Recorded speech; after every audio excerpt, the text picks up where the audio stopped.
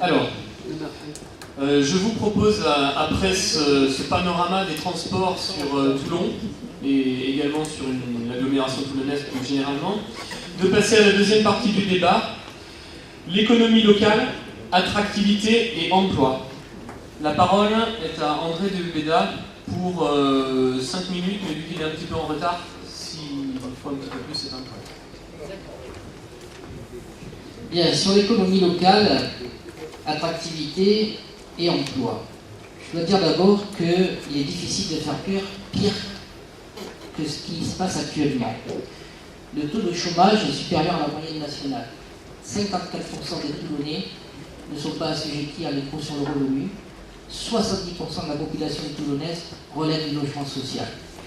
C'est dire si on vit difficilement à Toulon. Ça n'est pas un domaine de compétences directement municipales, la question de l'économie. Mais je fais remarquer que Falco, ministre, a été d'accord avec les politiques économiques menées. Or, s'il y a bien un domaine où l'influence de la politique nationale est prégnante, c'est bien le domaine de l'économie. J'en viens aux solutions. Nous questionnons la notion d'attractivité s'il s'agit de faire baisser les charges des entreprises uniquement. Pour nous, l'attractivité d'une ville, c'est autre chose. Et là, je parle déjà de propositions. C'est la création d'équipements, d'infrastructures, la formation du personnel, des employés, la mise en synergie qui peut relever du domaine de compétences municipales, des pépinières d'entreprises, des pépinières d'artisans, le soutien aux associations de commerçants, la lutte contre l'implantation des grandes surfaces de façon exagérée, puisque je vous rappelle que l'agglomération toulonnaise détient le record de superficie des grandes surfaces.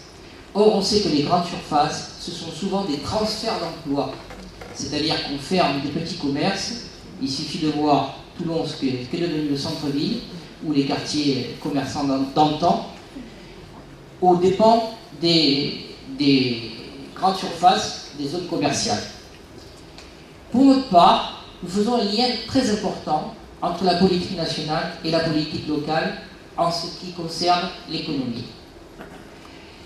Voter pour nous, c'est organiser la résistance localement et avoir des leviers pour changer de politique au niveau national, parce que nous sommes la seule liste anti-austérité. Je sais que ça va faire débat, cette question d'anti-austérité. Mais j'assume, et si vous me posez des questions, je répondrai sur cette question-là, parce que je veux peser sur cette question-là. En résumé, être anti-austérité, pour nous, c'est que nous ne nous résignons pas à la baisse des dépenses publiques qui est injuste et inefficace, ça ne marche nulle part. À ce titre, nous sommes contre les partenariats publics-privés qui sont utilisés par la droite et que préconise M. Alfonsi. Mais être anti-austérité, c'est aussi dire que nous redonnons du pouvoir d'achat. Par exemple, la gratuité des transports en commun. Les premiers mètres cubes d'eau seront gratuits. Donc nous favorisons l'emploi par la demande et pas seulement par l'offre. D'autres propositions, en cohérence avec notre fil rouge de ce projet municipal, qui est la démocratie locale, la démocratie communale. Nous installerons un conseil consultatif économique et social avec à parité, élus, patronat, syndicats, de façon à coordonner la politique économique et à développer les axes que j'ai cités tout à l'heure sur la formation, les infrastructures, la logistique, tout ce dont a besoin une économie. Nous ferons la promotion de ce qui est la principale richesse de Toulon, l'économie de la mer. La filière construction, qui est une filière historique à Toulon et dans l'Arabe, une filière de construction navale, comme cela est proposé par les élus Front de gauche au conseil régional, la fabrication d'éoliennes et d'hydroliennes, il y a les entreprises pour cela dans la région, en s'appuyant sur une des richesses essentielles et méconnues de la région toulonnaise, c'est le gisement de matières grises et le nombre d'ingénieurs que nous avons dans cette région. Nous exigerons que le pôle mer soit socialement rentable et ne serve pas qu'à des opérations de spéculation immobilière. Là aussi, il y aurait beaucoup de choses à dire. Et nous serons en particulier attentifs au devenir des brevets de ce pôle mer. Est-ce qu'ils deviendront publics ou est-ce qu'ils tomberont dans le domaine privé? Nous serons attentifs à la qualité des emplois de ce pôle mer. Nous redonnerons un élan au secteur de la défense en soutenant la création d'un pôle public de défense impliquant le retour des DCN, de la DCN à un statut d'État pour rétablir la mission publique d'entretien de la flotte et la non-marchandisation des armes. Seule une maîtrise publique peut le faire. Nous sommes pour le maintien des sous-marins à Toulon. Et nous ne voulons pas tout baser sur le luxe, qui est un miroir aux alouettes. Nous questionnons la vente de la base aéronavale de Saint-Mandrier pour réparer des yachts de luxe avec la création, tenez-vous bien, de 30 emplois. 60 000 m² de terrain, 30 emplois. Nous serons les élus du bien vivre pour tous et pas les élus du bling-bling type yacht de luxe. Nous appliquerons les clauses sociales. En priorité, l'emploi aux locaux, dans tous les contrats qui impliquent la mairie. Nous soutiendrons l'économie sociale et solidaire. Et enfin, la remunicipalisation de certains services et la création de nouveaux permettra la création d'emplois. Merci beaucoup. La parole est à présent à Olivier Lesage. Merci. Donc sur l'économie, ça a été dit, je ne vais pas revenir ce qui a été dit, mais c'est vrai que la municipalité ne peut que mettre en œuvre des moyens et agir de manière détournée pour valoriser un maximum de territoire et pour que les entreprises viennent s'y installer. Ce qu'on peut constater, c'est que tout le monde perd des habitants, moins de 3800 habitants en 5 ans, source par matin du 16 janvier 2014. Alors que le Var en gagne, presque 30 000. Donc on a dépassé le million d'habitants dans le Var, mais Toulon, qui est la capitale du Var, perd des habitants. C'est quand même un peu antagoniste.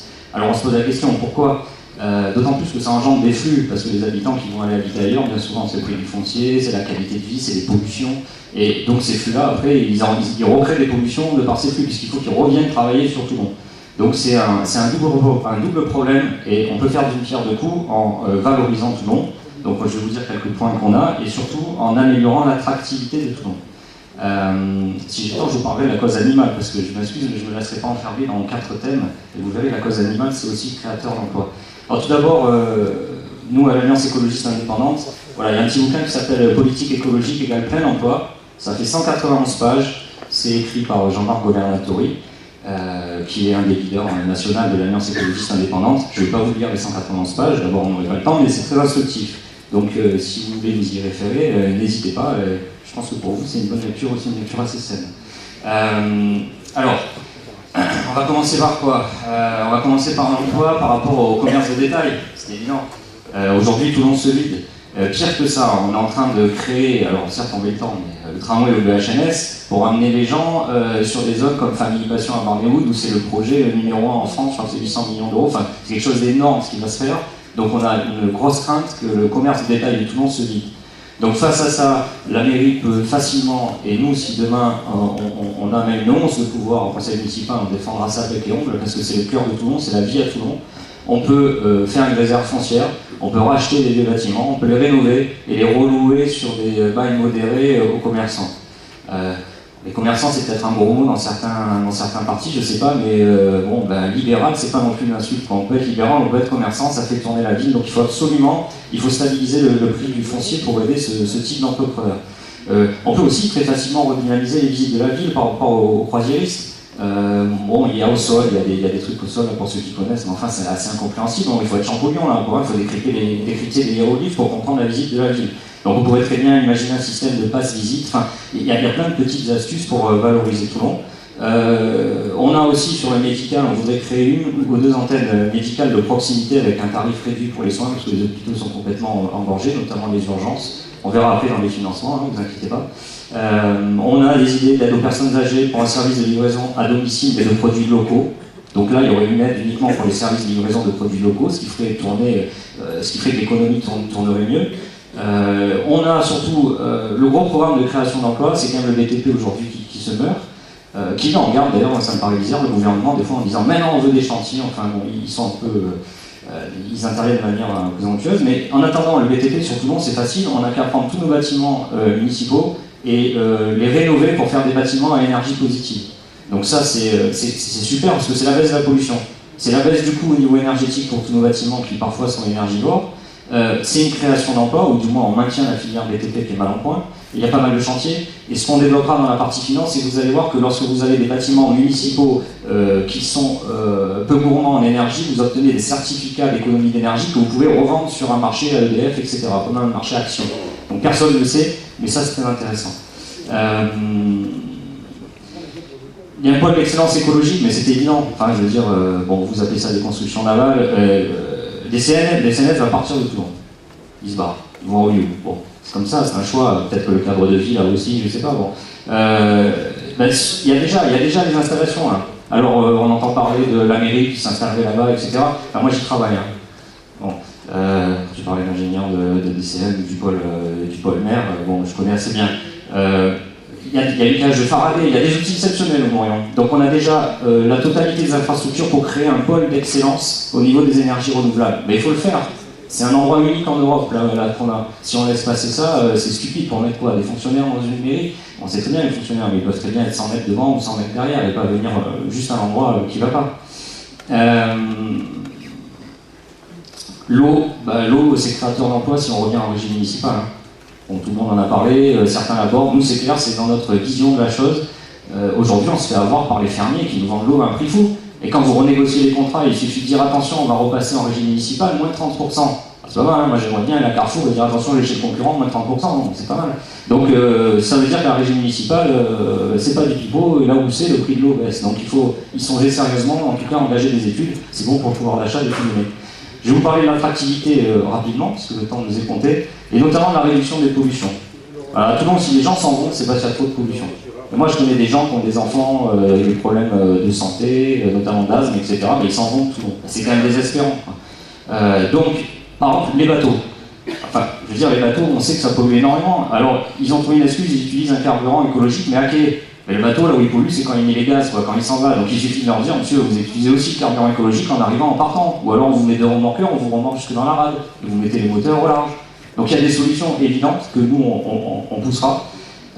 L'usine d'incinération de la Gouran est trop polluante. Ils payent des millions d'euros dans des filtres à dioxyde, ça ne marche pas. On a retrouvé de la dioxine dans les terres du jardin du Morillon. Parce que quand vous avez un vent portant de Mistral, donc on est extrêmement pollué à tout le monde, ne vous y trompez pas.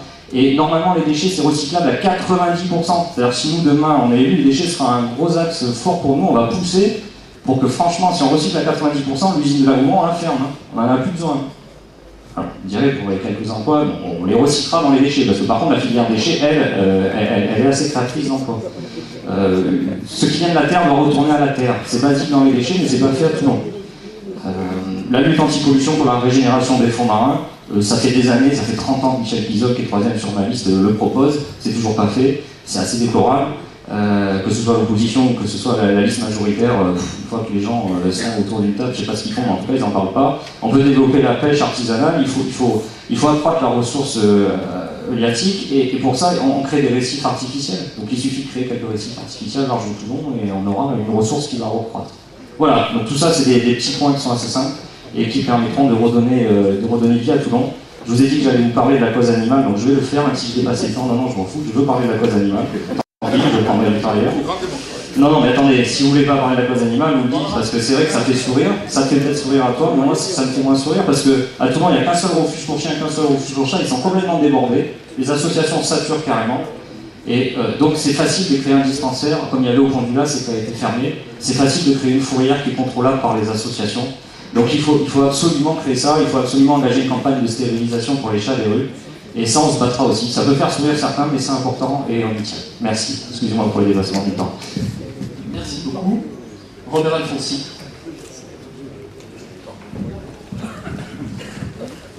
Merci. Oui, c'est la question centrale. Il y en a beaucoup. On a parlé du transport, on a parlé du développement durable. Je pense que l'économie, dans la ville du XXIe siècle, qui n'est pas la ville de la fin du XXe siècle.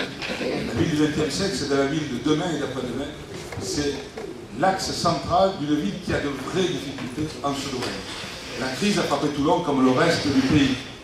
Mais Toulon était déjà plus affaibli que d'autres grandes métropoles. Pensez à Bordeaux, on peut penser à Toulouse, on peut penser à Clermont-Ferrand, on peut penser à Besançon, à Dijon. Toulon a des pathologies lourdes. C'est une ville pauvre. 22% de ses habitants vivent en dessous du seuil de pauvreté. Ça fait près de 40 000 personnes. 78% des habitants sont éligibles au logement social et 53 et quelques pourcents des habitants ne paient pas l'impôt. Donc là, on part de loin. Il faut créer de la richesse. Il y a la richesse induite par, traditionnellement, ancestralement, la présence de la marine, de la défense nationale à Toulon. Il faut le défendre. Notamment les sous-marins. On a quelques garanties quand même sur les sous-marins qui restent à Toulon. Voilà, on a quelques garanties. On ne va pas en dire plus aujourd'hui, mais on a quelques garanties sérieuses. La part des jeunes dans la ville de Toulon n'a fait que baisser depuis une dizaine d'années. Parce que vous savez qu'à Toulon, les 15 à 18 ans ne représentent que 5% de la population. Et que la part de 19 à 24 ans est à 8%. Donc ça veut dire la création de richesse, c'est aussi la jeunesse présente dans la ville, pour les former. C'est aussi une université dynamique. Nous avons pour la première fois, depuis 10 ans, moins de 9000 étudiants à Toulon. Et quand je parle de Toulon, c'est l'université de Toulon-Sud du Var, c'est-à-dire l'ensemble des 5 sites, Saint-Raphaël, Draguignan, Toulon-Centre, Toulon-Lagarde et l'UFM de la Seine-sur-Mer. Nous avons moins de 9000 étudiants.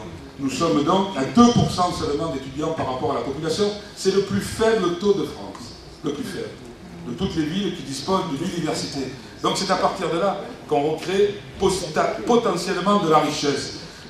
Garder notre jeunesse, la former pour qu'elle investisse, et qu'elle investisse dans sa vie, qu'elle investisse au niveau démocratique, qu'elle investisse au niveau social, qu'elle investisse au niveau économique. C'est le défi majeur de notre vie. On fait de l'immobilier universitaire, c'est bien, mais il vaut mieux garder les étudiants avant de développer les prestations immobilières. Donc il faut aujourd'hui une vraie mobilisation des états généraux de l'université. Parce qu'à partir d'une université prospère, dynamique, on développe l'axe économique. En ce qui concerne l'économie, nous avons plusieurs pages, parce que c'est le dossier central. L'économie de la mer, bien sûr, avec plusieurs propositions. L'économie de la mer sera développée, c'est plus facile à dire qu'à faire. On a des vraies difficultés pour certaines parties du territoire qui sont à dominante défense nationale. Je pense du côté du pôle de Brégallion, où il y a des contraintes assez lourdes pour développer une attractivité économique. Mais nous pouvons y travailler. Il faut un nouveau schéma directeur d'aménagement de la rade. Aujourd'hui, celui préparé par le Conseil général et Port-Provence n'est pas pertinent. Ce schéma directeur devra définir la place et la localisation pour les activités de croisière et de grandes plaisances que moi je ne veux pas faire partir de Toulon. Le tourisme, c'est aussi un pôle majeur d'attractivité et d'économie. Il faudra mettre en place le déplacement, à mon avis, des ferries à Brégallion, puisque les ferries à la Chambre de commerce actuellement bouchent matin et soir l'avenue République, ce qui est difficile pour l'attractivité de la ville. Il faudra développer l'activité RoRo. C'est trop faible. La seule ligne RoRo sur la Turquie. Il faut développer Livourne, il faut développer Barcelone. Il faut que des villes, aujourd'hui, on retrouve... Il y en avait une sur Rome, qui n'était pas la plus pertinente, et qui commençait à marcher, n'était pas assez rentable, on l'a annulée. Donc le RoRo, aujourd'hui, le ferroutage, tout cela participe du développement économique. Il faut permettre aux habitants de TPN de mieux profiter des activités liées à la mer, les cales de mise à l'eau, l'extension des ports de petites et moyennes plaisances. Il proposer une valorisation des espaces libérés par DCNS et par un éventuel déplacement des ferries à Brégallion pour un mode grande plaisance. Il faut travailler à toute cette attractivité autour de la mer. Il faut travailler le tourisme patrimonial. Nous avons des forts, nous n'en profitons pas. Le fort Saint-Antoine, par exemple, que je ne souhaite pas qu'il soit abandonné. Ça peut être une valorisation touristique relativement importante. Il faut valoriser les atouts que nous avons. Nous avons un patrimoine qui n'est pas le plus extraordinaire de France, mais qui existe, notamment un patrimoine militaire. Il faut le travailler. Il faut le travailler dans toute sa dimension touristique, historique et mémorielle. Et là, il y a un vrai travail à faire avec l'État, avec les collectivités locales, avec aussi des fondations. Moi, je ne m'interdis pas, par exemple, sur un grand projet que nous ne pourrons pas payer, sur le front de mer, avec, si nous trouvons des partenariats privés, de mettre en place autour de la mer une sorte de lieu où les gens viendront comme il y a le Guggenheim, par exemple, à Bilbao, comme il y a le Louvre-Lens, comme il y a le Metz-Bobo, et comme il y a à Arles, qui va ouvrir dans quelques mois, avec la Fondation Luma, qui est une milliardaire américaine, qui a fait cadeau de sa plus belle collection de photos, et qui a mis 120 millions d'euros sur la table, et nous aurons dans 18 mois à Arles un lieu magique, à côté des ateliers ferroviaires de Arles, qui sont revisités par la région et par la ville, un lieu qui sera offert aux habitants de la région Provence-Alpes-Côte d'Azur, et puis aussi des étrangers qui viennent. Donc il faut trouver un maximum de choses pour rendre l'attractivité de cette ville, nous avons perdu 4000 habitants.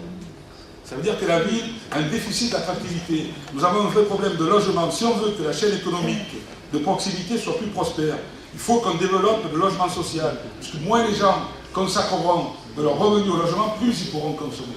Ce sont des gens souvent qui n'ont pas d'épargne et qui consacrent la grande partie de leur revenu au loyer. Si dans le parc privé, les loyers sont aussi importants que nous les connaissons à Toulon, ils sont très élevés. Si nous offrons que 14% de logements sociaux, comme c'est le cas aujourd'hui, avant Falco, on en offrait 13,78. On est à 14,8. On a gagné quelques dizaines de logements sociaux. Donc si on arrive aux 20% de logements sociaux, ça fera pour quelques milliers de Toulonnais une possibilité de consommer mieux et plus dans la chaîne du commerce de proximité, notamment le petit commerce. La question du logement est une question de solidarité et c'est une question aussi de développement économique. Donc il faut travailler un ensemble de choses en même temps, ce qui fait à la fois, l'enthousiasme de cette mission et la vraie difficulté qui s'offre à nous, parce que les choses ne sont pas simples dans cette ville. Il y a des pesanteurs sociales, il y a des pesanteurs économiques, il y a des réseaux très forts de clientélisme, d'habitude, qu'il faudra affronter. Ça ne sera pas la chose la plus facile à faire.